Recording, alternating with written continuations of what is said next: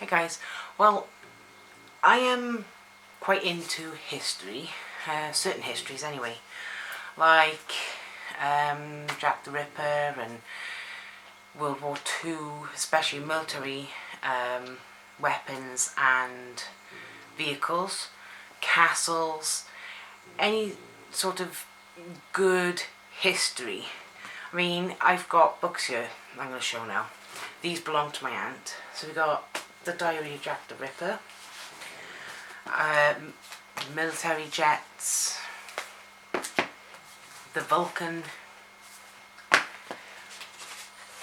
dogfights. This is dogfights of every country. Military tanks, world military tanks.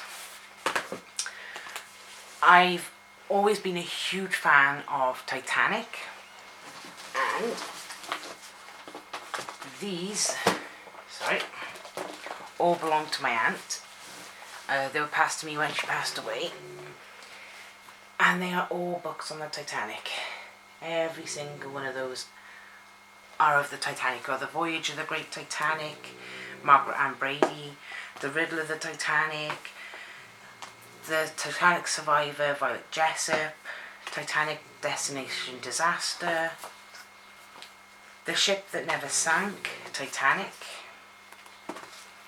A Night to Remember, also about Titanic, Titanic Voices, and Titanic, just Titanic. Now, my aunt had these for years. I've had them since she passed away, and I have read these so many times, it's unbelievable. But Christmas time, a friend bought me this, which is 882 and a half amazing answers to your questions about the Titanic. I have read it, and it is pretty much the same as all the other books. It's really interesting, but I am allowed a monthly budget for books because I love books, no matter what they are, especially if they're horror or anything. So this month I decided that I stumbled across a company called World of Books on eBay.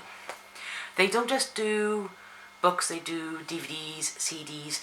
So I decided that I was going to buy 6 books from them, all on history, and a DVD. Now, from what I showed you, it's pretty obvious what some of these are going to be, but you can now see why I've got a budget for my books, because left just to me, I would probably spend too much on books and have no space. I have 3 bookcases full of books. Well, I've got 2.5 bookcases full of books. The other half of the bookcase is actually my fiance's for his anime books. So the first book that I bought, now this was $5.99. All of these are off eBay, called a company called World of Books. Now this is On Board the Titanic, the complete story with eyewitness accounts, edited by Logan Marshall.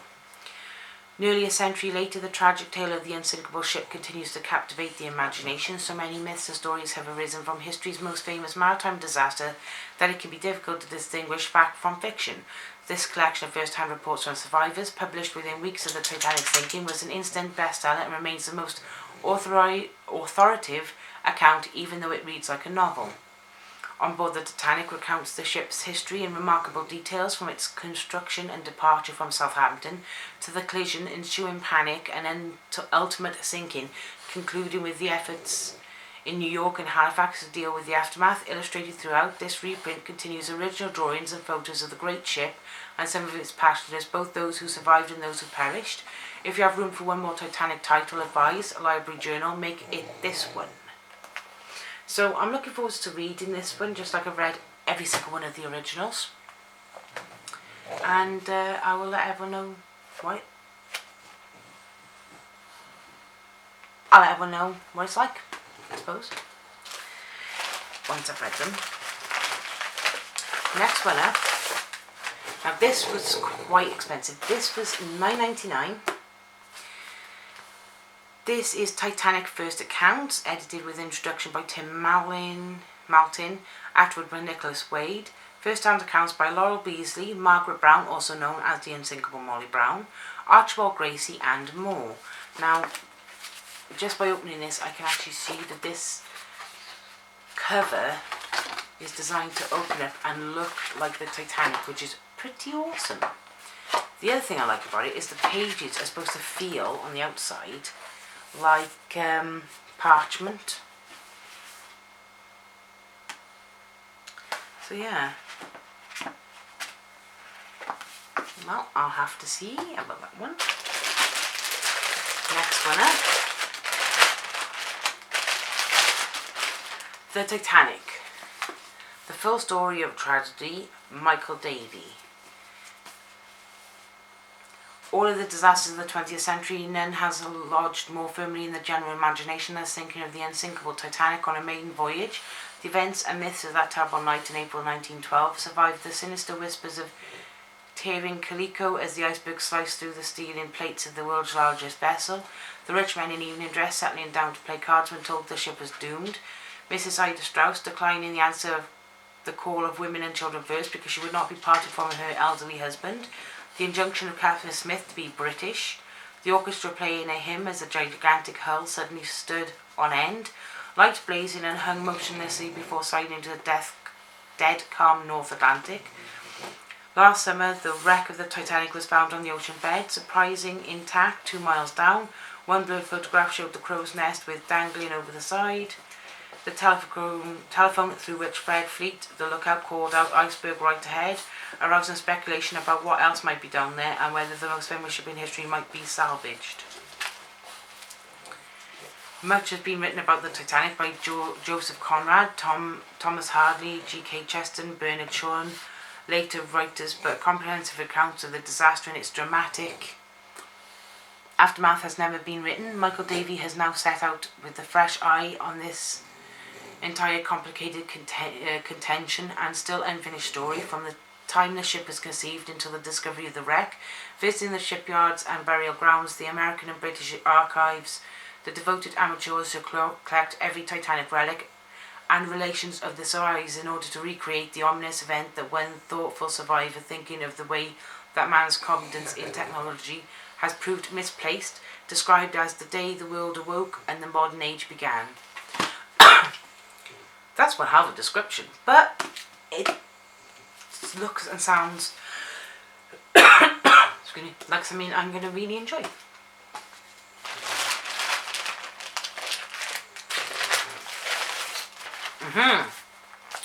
The discovery of the Titanic, descend 2.5 miles to the ocean floor and explore the haunting wreck of the legendary Lost Liner, the disaster in April 14th, 1912, and the discovery September the 1st, 1985.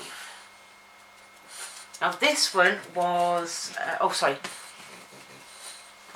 that one was $4.99. This one was £7. I'm looking forward to actually reading all of these, but I'm definitely looking forward to reading this one.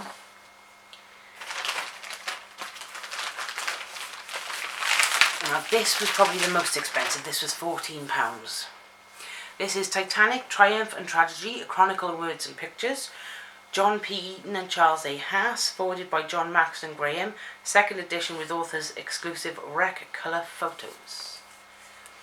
The glamorous yet tragic story of the Titanic, her sinking with the loss of more than 1,500 lives and the mysterious aftermath still holds endless fascination over 80 years later. That was 80 years when this was published. It's now over 100 years.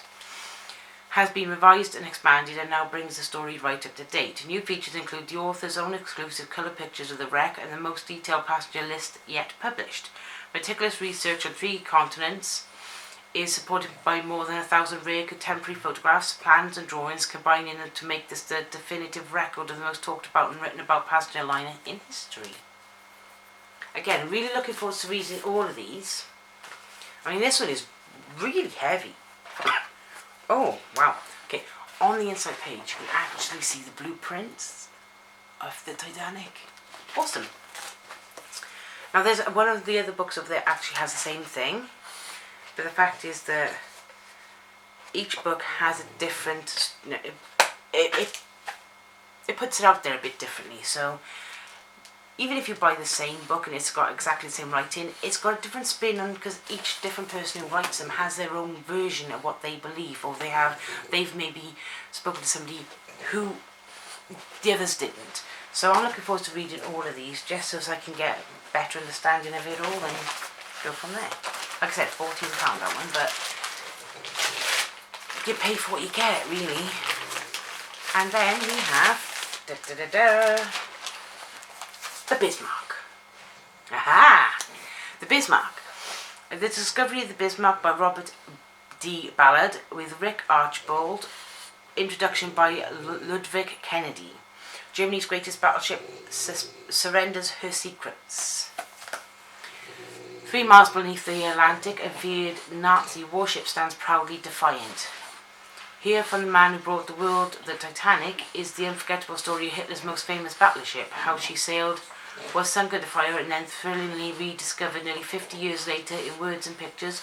Robert Ballard gives a gripping account of his exploration of the wreck of the Bismarck and sheds new light on many of the questions surrounding the sinking, or was it scuttling, of this mighty warship. For another contribution to his Museum of the Sea, Dr. Robert Ballard deserves our grateful thanks. Ludwig Kennedy. Now this one again was $9.99, so it's not that bad actually. It's not, I'm looking forward to reading this, because I don't know anything near as much about this as I do about the Titanic. But I know that she went up against the Hawk, and I believe the Bismarck destroyed the Hawk, or was it the Hood? The Hood, I'm sorry. I'm getting a bit confused. It was either the Hawk or the Hood got sunk by Bismarck. So I'm looking forward to reading that one as well. And the last thing is the DVD. I'll be able to get a bit more of an idea from this, because this is Great Battleships of the Second World War. Includes the Graf Spee, Trapeze, which is another German warship, Bismarck, and many more. The story of Germany's great battleships during the Second World War, with graphic recollection for veterans of the Kriegsmarine.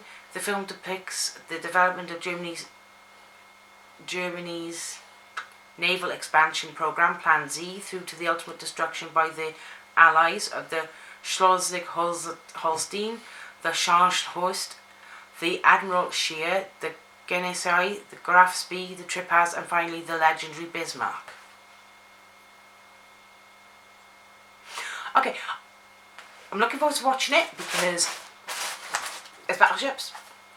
Except that nowhere on the front does it tell me that it's only German battleships. So I don't know. Well, I will know which ones got sunk by her, because it's history on the Bismarck and all the others. But I wish they listed it better. I'd have still bought it, don't get me wrong. I mean, this was £3. £3? I'm not going to say, I'm not going to buy it because it's just about German ships. I wish it'd be more world warships, but no, you can't have everything.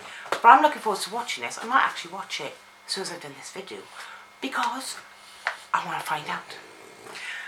And I believe, other than I don't have it here, I did also buy from Wish, around about the same time I bought these, a gold coin of the Titanic, which is over on the Welsh dresser, with a wooden Titanic my dad made just before he passed away.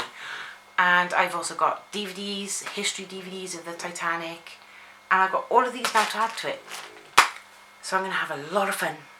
Well, hope you guys are doing well, especially in the current situation, and I will see you all soon. Bye!